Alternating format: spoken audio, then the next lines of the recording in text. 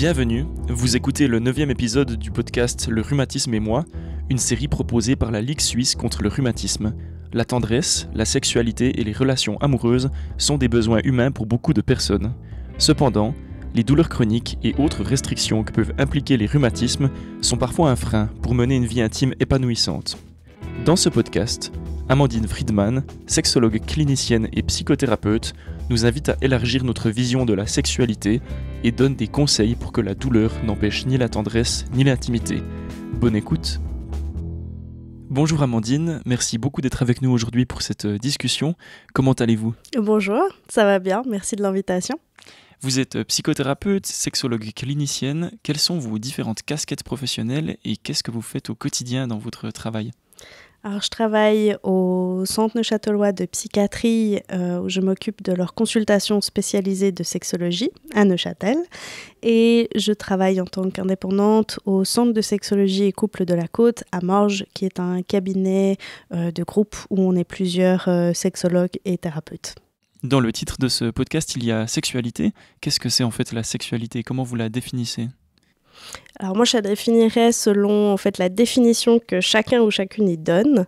Il n'y a pas une sexualité, il y a des sexualités dans lesquelles on met les aspects physiques, sociaux, psychologiques, des aspects historiques, économiques aussi. Et puis, on la définit généralement en se demandant quel but ça a la sexualité pour nous, quel sens ça a, quel besoin ça vient remplir. Et puis vraiment, c'est large. Je parle aussi d'intimité pour en fait mettre tout ce qui a une valeur excitante ou érotique dans ce concept de sexualité. Une maladie rhumatismale, comment est-ce que ça peut changer notre sexualité ou notre vie amoureuse et affective ?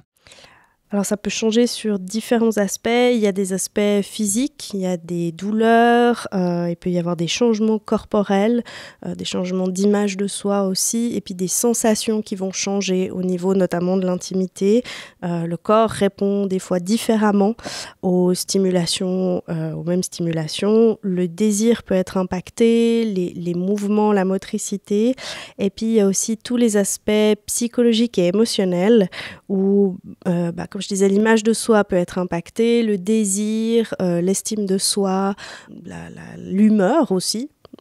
Si ça peut être accompagné de dépression ou autres difficultés psychiques. Tout ça, en fait, c'est des choses qui ont un impact sur notre sexualité, sur notre intimité, sur notre désir et sur notre réponse aussi au plaisir. Donc ce n'est pas qu'une question de douleur. Est-ce que les médicaments peuvent aussi avoir un effet sur la libido ? Oui, les médicaments peuvent avoir effectivement un effet. Plusieurs médicaments peuvent avoir un effet. Ce qui peut être compliqué, c'est que ça n'a pas toujours l'effet, ça n'a pas les mêmes effets sur tout le monde. Je prends l'exemple des antidépresseurs qui peuvent être facilement donnés dans une maladie chronique qui est accompagnée de symptômes dépressifs. Les antidépresseurs, ils sont connus pour avoir un effet sur le désir, faire baisser le désir, mais c'est pas le cas chez tout le monde. Et puis c'est à différents niveaux, mais il faut être conscient que les médicaments peuvent avoir un impact, et ces impacts sont pas toujours bien documentés, ils sont pas toujours pris en compte. Des fois, ce qui passe avant, c'est vraiment la maladie organique, et on oublie des fois un petit peu que ça va avoir un impact sur la sexualité, qui peut être aussi une part importante de la vie. Pour la sexualité, comment s'adapter à ces changements dans les grandes lignes ? Quelles sont les différentes pistes qui existent pour une personne qui vit avec des rhumatismes ? Alors, il y a les pistes médicales, c'est-à-dire prendre en charge la maladie, prendre en charge les rhumatismes et puis les impacts que ça a sur la vie au quotidien. Notamment, je pense aux questions de douleur et puis justement à la motricité. Donc, voir là avec le médecin qu'est-ce qui est possible pour améliorer le confort et la vie. Et puis au niveau physique, il y a aussi tout ce qui peut être fait au niveau ostéopathie, physiothérapie, massage. En restant sur l'aspect physique, il y a aussi tout en fait l'auto-exploration, la masturbation, tout ce qu'on peut faire sur soi aussi pour un petit peu redécouvrir, j'appelle ça un peu la carte érogène de son corps.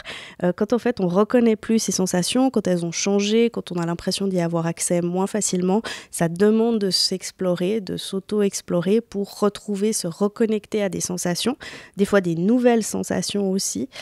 Donc il y a tout ce travail-là qui peut être fait. Et puis au niveau plus psychologique, émotionnel, s'informer sur non seulement sur la maladie, mais aussi sur la sexualité, sur l'érotisme, aller se reconnecter comme ça à l'érotisme en s'informant aussi, en communiquant aussi avec ses partenaires. Et puis, si besoin aussi, il peut y avoir toujours un travail psychologique qui peut être fait avec un ou une thérapeute à différents niveaux, thérapeute spécialisé ou non en sexologie.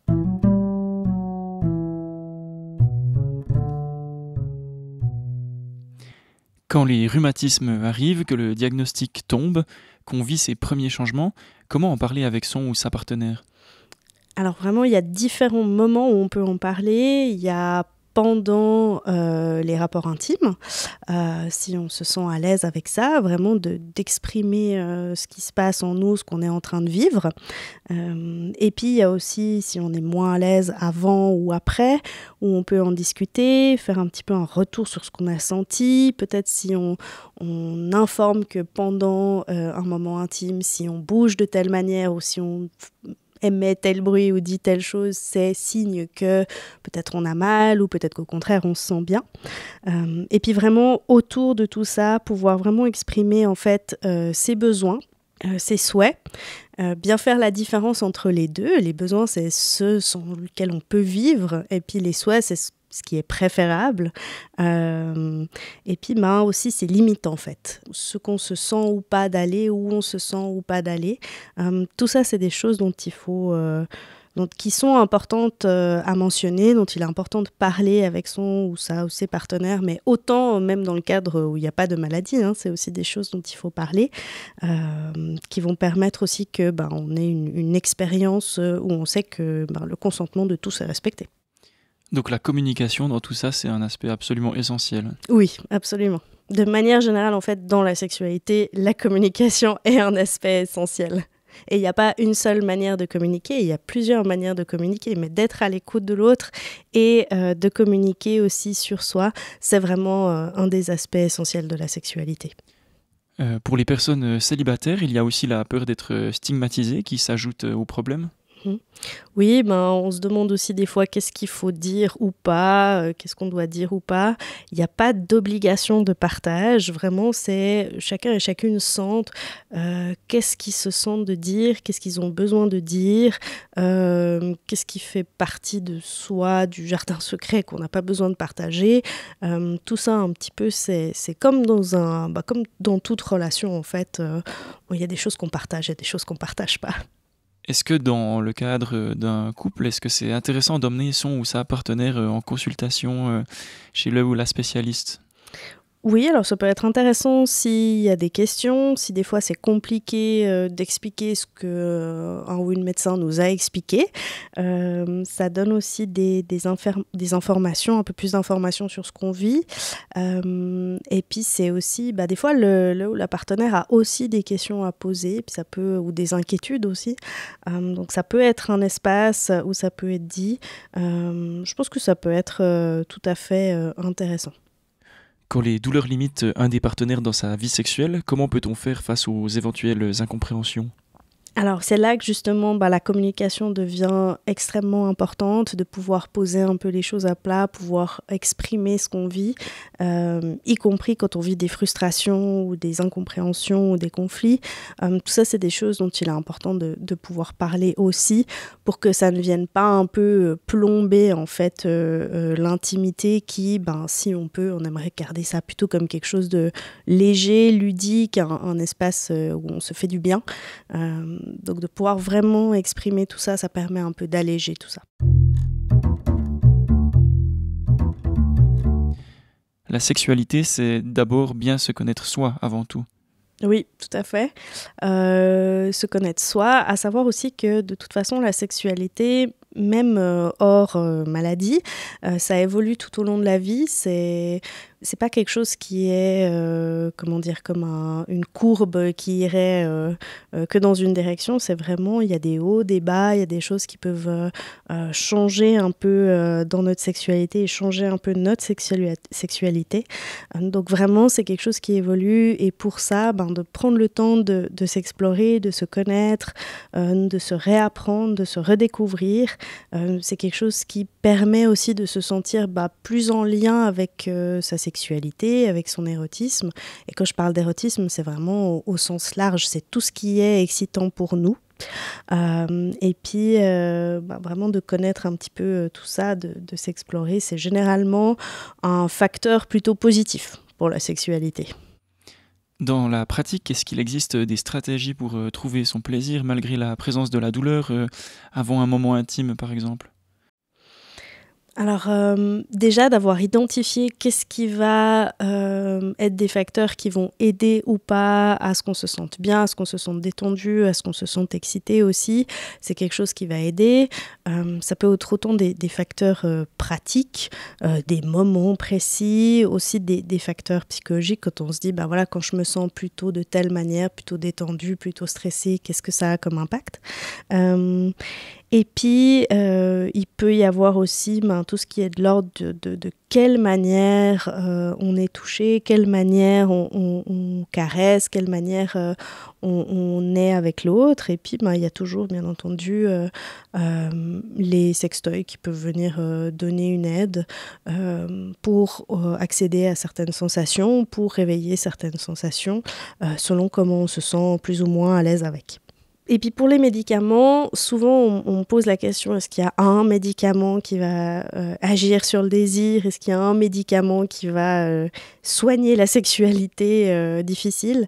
Et il y a certains médicaments pour hommes, surtout, qui aident notamment avec les difficultés d'érection et puis les difficultés au niveau de l'éjaculation. À savoir que ça ne fait pas tout.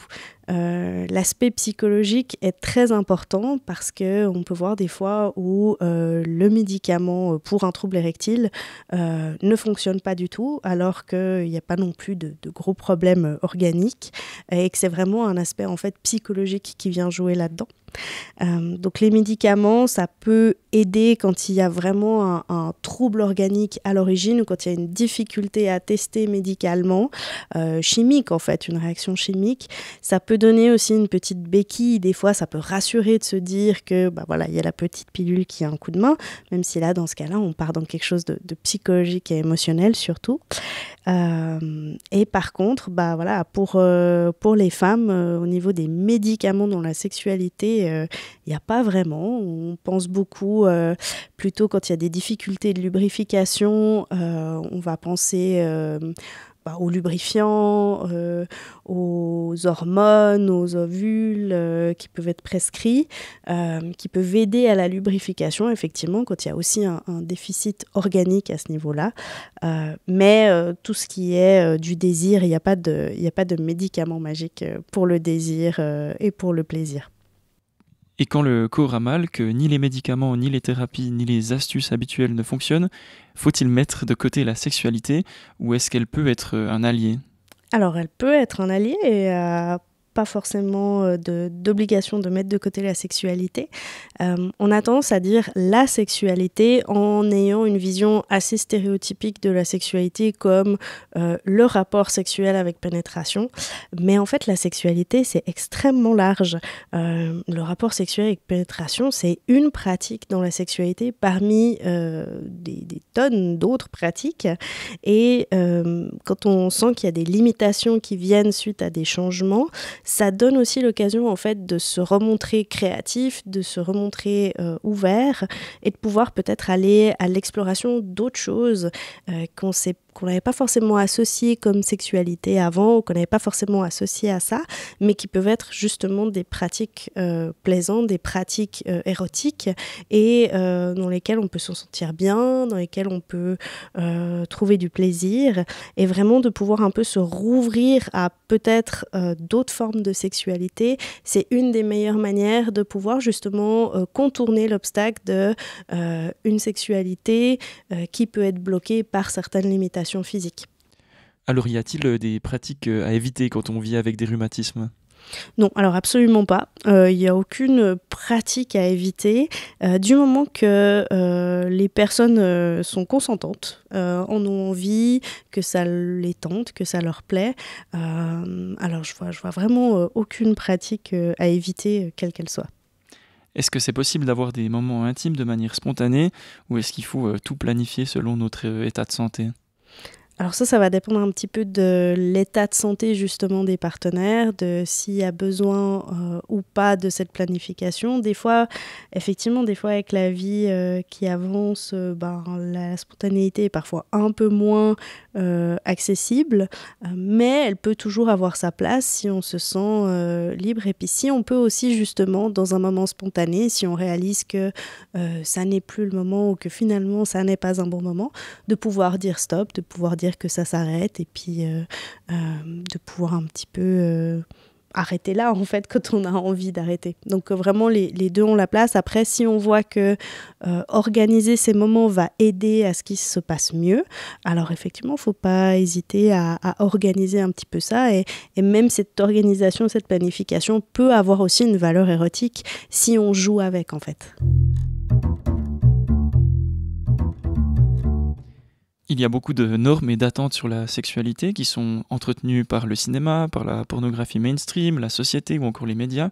Comment faire la part des choses entre ces représentations erronées et la réalité ? Alors c'est vrai qu'il y a beaucoup de représentations qu'on a partout. Partout ça parle de relations, de sexualité. Il faut, comme pour tout en fait, faire la part entre ce qui relève de la fiction et ce qui relève de la réalité. Des fois, ce qu'on voit dans les films, dans les médias, les livres aussi, ça peut nous inspirer, ça peut donner des idées. Mais voilà, ça peut aussi ne pas nous correspondre. Ça peut être aussi des visions parfois un peu idéalisées. De s'ouvrir en fait à comment ça peut se passer, c'est vraiment quelque chose qui peut aider. Aujourd'hui aussi, heureusement, on commence à avoir un peu plus de diversité dans les représentations des relations, des couples, de la sexualité, des formes de sexualité. Donc pouvoir aussi, peut-être si on sent qu'on est très influencé par ce qu'on voit, ce qu'on lit, aller à la recherche justement d'autres représentations, d'autres images, d'autres histoires qui vont pouvoir montrer que ça ne se passe pas que d'une manière. Moi, je dis tout le temps, dans la sexualité, il n'y a pas une normalité. On s'en fiche un peu de ce qui serait normal ou pas statistiquement. C'est pas ça qui est intéressant. Du moment qu'on est dans les limites de la loi et puis que le consentement de tout le monde est respecté, c'est tout ce qui compte en fait. Et on s'en fiche de ce qu'on se dit qui serait normal ou pas. Alors c'est quoi en fait une vie amoureuse, une vie intime épanouie ? Ça va dépendre de la définition de chacune. C'est peut-être une vie dans laquelle on se sent bien, sachant qu'il y aura toujours des accros et des moments peut-être moins fun aussi. Mais en fait, c'est intéressant de se poser cette question aussi, de pouvoir se dire, en fait, moi, de quoi j'ai besoin pour me sentir épanouie dans ma vie intime, dans ma vie de couple, et de trouver sa définition et ses besoins, c'est ce qui va permettre justement de tendre dans cette direction. C'est aussi beaucoup une question d'estime de soi. Comment garder la confiance en soi ? Alors c'est vraiment pas simple, hein. Effectivement, quand il y a une maladie qui touche le corps, une maladie chronique, certaines maladies, on dit invisibles, en fait on les ressent en soi, donc elles ne nous paraissent pas si invisibles que ça.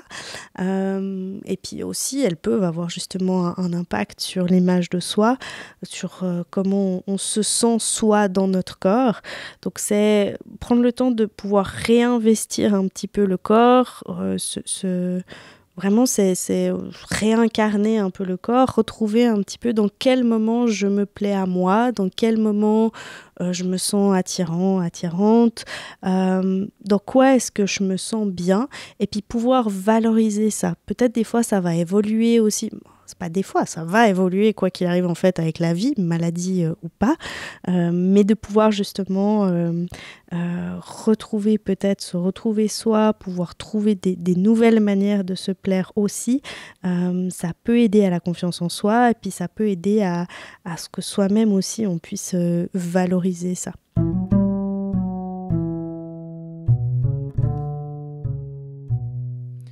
Dans le cadre de la thérapie, comment est-ce que vous pouvez aider les patients et patientes ? Alors, si je pense à la sexothérapie spécifiquement, on va vraiment prendre le temps d'explorer la sexualité de la personne qui me consulte, aller explorer différents aspects de cette sexualité pour pouvoir un peu aider à reconnecter à l'érotisme, pouvoir un petit peu, voilà, justement réinvestir cet érotisme-là quand il est devenu plus difficile à appeler, à investir. Et puis aussi aller voir des fois un petit peu dans le corps aussi, parce que des fois ce qu'on voit c'est une déconnexion corps-esprit, un peu une déconnexion corporelle. Donc des fois il peut y avoir aussi quelques exercices pour se reconnecter au corps, se reconnecter aux sensations. Et puis il y a tout un aspect bien entendu psychologique, émotionnel. Des fois, ça peut être aussi de la psychothérapie sans qu'il y ait une sexothérapie, mais plutôt autour de l'impact de la maladie sur la vie, l'impact sur l'humeur, sur les relations, sur toutes les relations, sur la vie qui change des fois, si les personnes peuvent toujours travailler ou pas, si ça a un impact sur leur relation avec leurs amis, leur famille. Vraiment un petit peu, tout ça c'est des choses aussi qui peuvent être travaillées en psychothérapie. Donc vraiment donc quelque chose qui est un petit peu à cheval sur tous ces aspects-là. Et quand est-ce que vous recommandez de recourir à une thérapie ? Alors en fait, quand le besoin s'en fait sentir, c'est pas... Alors, des fois, c'est toujours un petit peu stigmatisé d'aller chez le ou la psy ou chez le ou la sexologue. Mais vraiment, tout le monde peut en bénéficier. Ça peut avoir un intérêt de se donner ce temps pour soi, à soi, pour se concentrer sur soi. Donc, quand on en ressent le besoin, rien que ça, c'est déjà un bon moment pour y aller. Des fois, quand on a des questions aussi auxquelles les médecins ne peuvent pas forcément répondre, les questions autour de l'intimité, il n'y a pas tous les médecins qui sont formés à ça. Donc, il faut des fois encourager à aller voir une personne formée là-dedans. Donc, pour pouvoir poser ces questions, pouvoir aborder ses inquiétudes, ses espoirs aussi, tout simplement explorer, être accompagné aussi là-dedans, dans ces nouvelles explorations. Tout ça, c'est des raisons qui peuvent amener à consulter. Une consultation avec un ou une sexologue, à quoi est-ce que ça ressemble ? Alors, ça va dépendre un petit peu de la sexologue qu'on a en face de soi, parce qu'il y a différents styles de sexothérapie, comme il y a différents styles de psychothérapie aussi. Donc il y a des aspects, des thérapies qui vont être plus centrées sur vraiment des exercices corporels, des thérapies qui vont être plus centrées sur les émotions, sur l'érotisme.